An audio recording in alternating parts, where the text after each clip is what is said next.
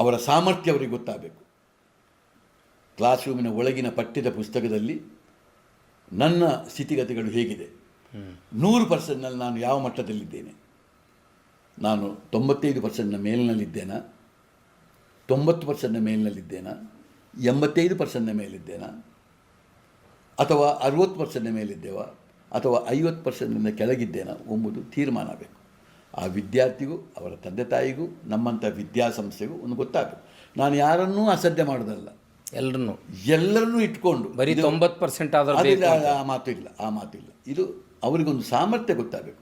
ನಾನು ಯಾರನ್ನೂ, ಯಾವ ಮಕ್ಕಳನ್ನು, ಒಬ್ಬ ವ್ಯಕ್ತಿಯನ್ನು ಅಸಡ್ಡೆ ಮಾಡುವಂಥ ಪ್ರಶ್ನೆ ಇಲ್ಲ.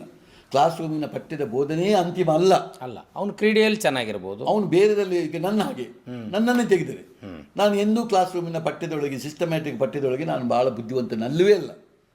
ಹಾಗೆಂತೇಳಿ ನನ್ನನ್ನು ದಡ್ಡ ಅಂತ ಹೇಳಿದ್ರೆ ನಾನು ಒಪ್ಪುವುದೂ ಇಲ್ಲ. ನನ್ನದು ಸಾಮರ್ಥ್ಯ ಬೇರೆ. ಅದಕ್ಕೆ ನಾನು ಮೊದಲೇ ಪ್ರಾರಂಭದಲ್ಲಿ ಹೇಳಿದೆ, ನಾನು ಬಯಲು ಶಾಲೆಯ ವಿದ್ಯಾರ್ಥಿ ಅಂತ ನಿಮ್ಮ ಹತ್ರ ಹೇಳಿದೆ. ಅದಕ್ಕೆ